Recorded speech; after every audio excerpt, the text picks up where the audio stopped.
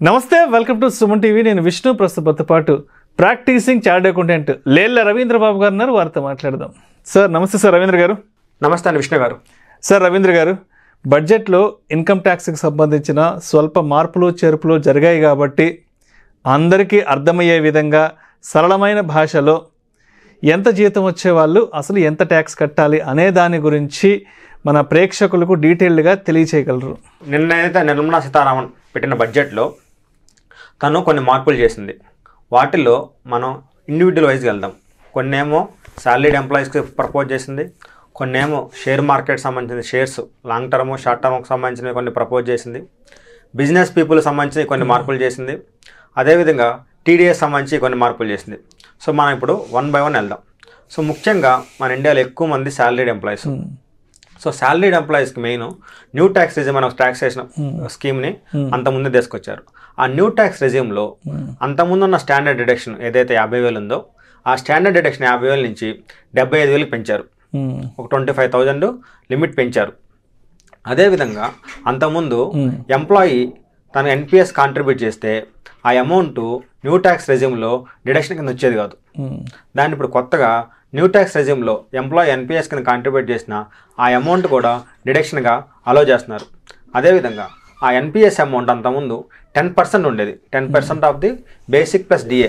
ఆ లిమిట్ని 10 నుంచి 14కి ఇంక్రీజ్ చేశారు. స్లాబ్స్ రేట్స్ ఏవైతే ఉన్నాయో న్యూ ట్యాక్స్ రెజ్యూమ్లో స్లాబ్ రేట్స్ ఏవైతే ఉన్నాయో లాస్ట్ ఇయర్తో పోలిస్తే ఈ ఇయర్ ఆ స్లాబ్ రేట్స్ని రివైజ్ చేశారు.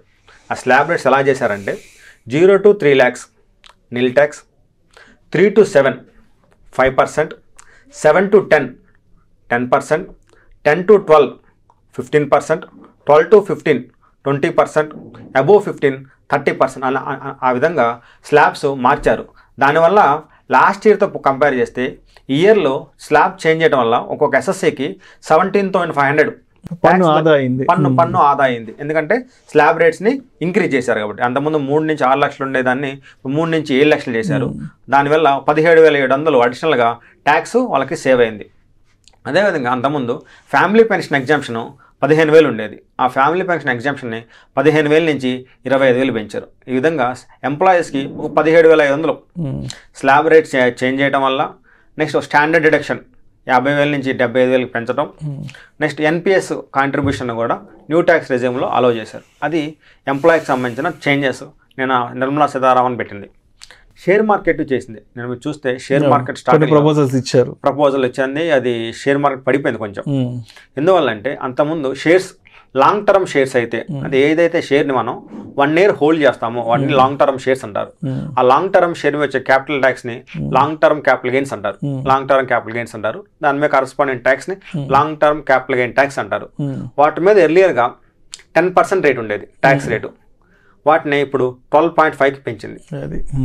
దానివల్ల ఏమైంది, మీకు ఆటోమేటిక్గా ఎక్కువ ట్యాక్స్ రేట్ కడతాం కాబట్టి ట్యాక్స్ ఎక్కువ పే చేయాల్సి. మార్కెట్లో ఒడిదుడుకులు కూడా నిన్న బాగా స్పష్టంగా కనిపించాయి. ఎందుకంటే 10 నుంచి 12.5 చేసింది. అదేవిధంగా లాంగ్ టర్మ్ క్యాపిటల్ గెయిన్స్ మీద అప్పుడు లాస్ట్ ఇయర్ దాకా 1 lakh ఎగ్జామ్షన్ ఉంది.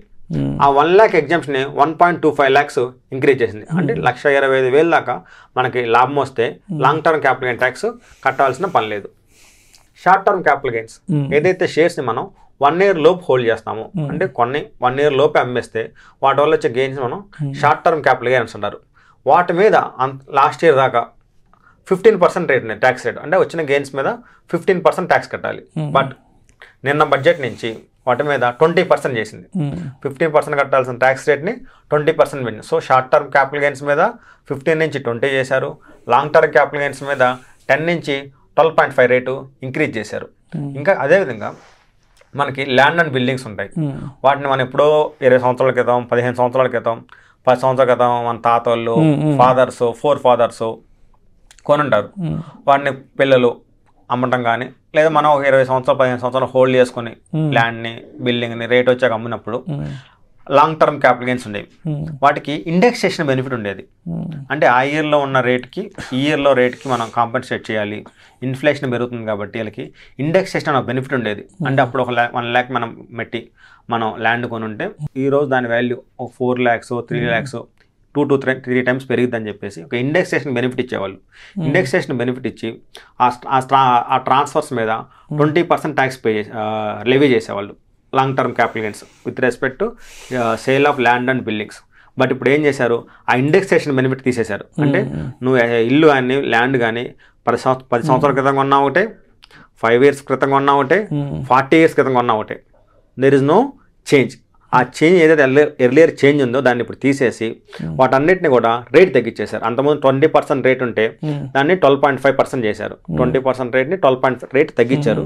But it makes no difference with respect to holding period. అంతకుముందు 15 years ఉంటే కొంచెం ఎక్కువ మనకు బెనిఫిట్ వచ్చేది, 20 years బ్యాక్ ఎసెట్ అమ్మితే కొంచెం ఎక్కువ బెనిఫిట్ వచ్చేది. బట్ అదంతా ఇండెక్సేషన్ని తీసేశారు. దానివల్ల మీకు రియల్ ఎస్టేట్ కంపెనీస్ కూడా నేను బాగా వాలిటాలిటీ కనిపించింది, స్టాక్స్ కూడా బాగా పడ్డాయి రియాలిటీకి సంబంధించి ఎస్పెషల్లీ రియల్ ఎస్టేట్ ఏంటంటే ఈ ఇండెక్సేషన్ ఏదైతే ఉందో మన కాస్ట్ ఆఫ్ ఇన్ఫ్లేషన్ని అడ్జస్ట్ చేయడానికి పెట్టిన ఇండెక్సేషన్ ఉందో అది ఇండెక్సేషన్ కంప్లీట్గా వైవ్ ఆఫ్ చేశారు. అదేవిధంగా మనం బిజినెస్ చూసుకుంటే బిజినెస్లో చిన్న చిన్న బిజినెస్ చేస్తారు. అంటే పెద్ద కంపెనీలా కాకుండా చిన్న హోల్సేల్ డీలర్స్, ట్రేడర్స్, రోడ్డు పక్కన పెట్టుకునే వాళ్ళు, చిన్న బిజినెస్ రన్ చేసేవాళ్ళు, వాళ్ళు బుక్స్ మెయింటైన్ చేయడం కష్టం. మళ్ళీ ఎంత సేల్ అయింది, ఎంత పర్చేజ్ అయింది, ఎన్ని కొన్నాము, ఎన్ని అమ్మాము.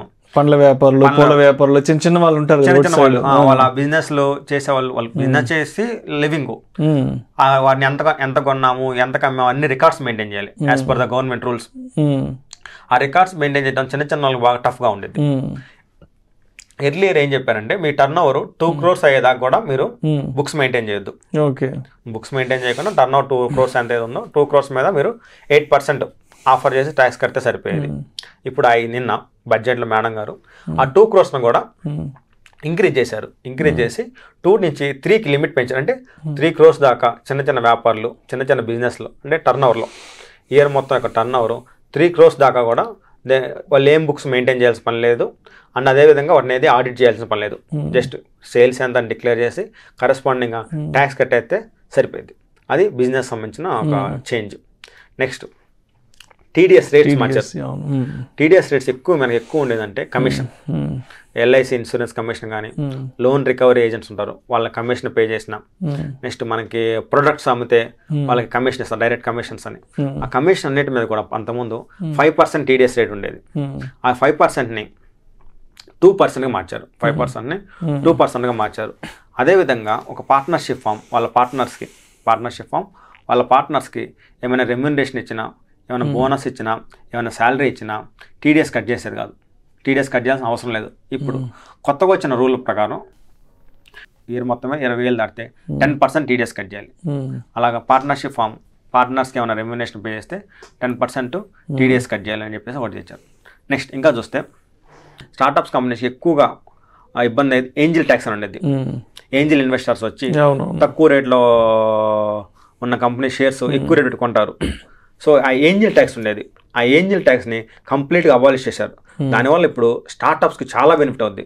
స్టార్టప్స్ ఏదైతే ఎంతమంది ఇబ్బంది పడ్డారో ఏంజిల్ ట్యాక్స్ అని, ఆ ఏంజిల్ ట్యాక్స్ కంప్లీట్గా అబాలిష్ చేశారు. ఒకటి స్టార్టప్స్కి మంచి అవకాశం, మంచి పెరుగుద్ది. వాళ్ళకి ట్యాక్స్ లేదు కాబట్టి వాళ్ళకి నెట్ అవైలబుల్ ఫండ్స్ ఎక్కువ మిగులుతాయి. ఆ డబ్బులు వాళ్ళు ఫర్దర్గా బిజినెస్ కోసం వాడుకోవచ్చు. ఏంజిల్ ట్యాక్స్ని రిమూవ్ చేసేసారు నిన్న. నెక్స్ట్ కంపెనీస్, ఫారిన్ కంపెనీస్, పెద్ద ఫారిన్ కంపెనీస్, గూగుల్ కానీ, ఫేస్బుక్ లాంటి పెద్ద కంపెనీస్ ఇండియాలో బిజినెస్ చేస్తే వాళ్ళకి రేటు 40% ట్యాక్స్ రేటు. వాళ్ళ 40% ట్యాక్స్ రేట్ అయితే ఆ 40ని 35కి తగ్గించేశారు.